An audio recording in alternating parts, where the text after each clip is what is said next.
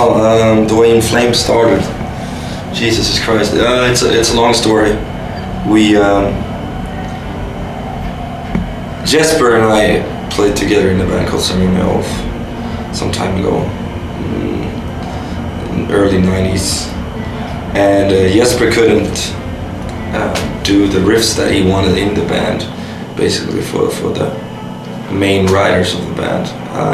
So if an outlet for him, he needed he formed another band with two friends of his, Johan Larsson and Glenn Ljungström, and they were from the same area, from Gothenburg, and they were just playing around basically then, and did a demo for fun, and this record company, small record company from the south of Sweden called Wrong Again Records, they found out about the band In Flames and called the guys up and asked for are you guys ready to sign? Do you have anything else? And the guys said, oh yeah, we have lots of stuff, but they actually didn't. They only had these songs that were on the demo, but they signed anyway, so it was time for them to write something very quick.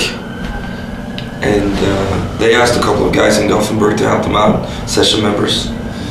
The guy who were in Dark Tranquillity at that point, but he only played guitar. His name is Michael Stanne, who now sings in Dark Tranquillity. You see, this is very complicated already, and it will be even more complicated later on. And they all wrote together Luna Strain, who became our first album. It was released in '94. Well, Michael, since I was only a session member, and at that point, I played in Dark Tranquillity, I left Dark Tranquillity, and he started singing in the band instead of playing guitar.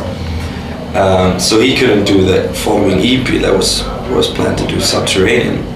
Then they had another guy called Henke Fors, who played another Swedish band, to the vocals. Plus Daniel Allansson, who now plays drums in Arch Enemy. He was playing drums on that EP together with the drummer of Dark Tranquillity. He also played a couple of tracks on that EP, so there you go. But at this point, the guys were not that happy in having session members. They wanted to become a full-time band. And since Jesper knew me already from Ceremonial Oath, he asked me if I wanted to join the band, and I said, at that point, I was like, yeah, I can try out, but I have his band Ceremonial Oath as well, and let's see whatever happens. So I tried for In Flames, everything worked out, we knew each other already, so it was fine. I talked to the guys in Ceremonial, and they were a little bit pissed that I was in both bands, so I said, okay, fuck you guys, then I stay with In Flames, because that's not the attitude that I want I have. I could do both and receive, because at that point we were not that active. We never toured, play once in a while in Gothenburg and around in Sweden. So I thought it was a stupid way for them to kind of force me to choose at that point. Anyway, I joined, and just a couple of months ago, months before, they hired Björn as well. So, and he was playing drums at that point. So now we were a full band for the first time. And while I joined, basically, we got contacted by a bunch of labels. We flew around Europe to meet different labels, but we decided on signing to Nuclear Blast. And we did our first album as a real band, Jester Race. And we started touring for the first time on that album as well.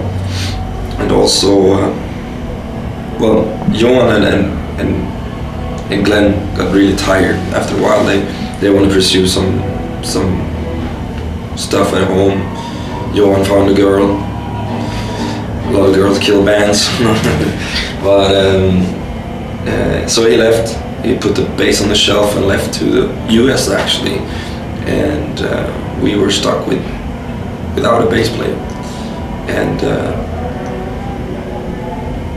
Glenn left pretty shortly as well. So both Daniel and Peter joined us pretty quick, and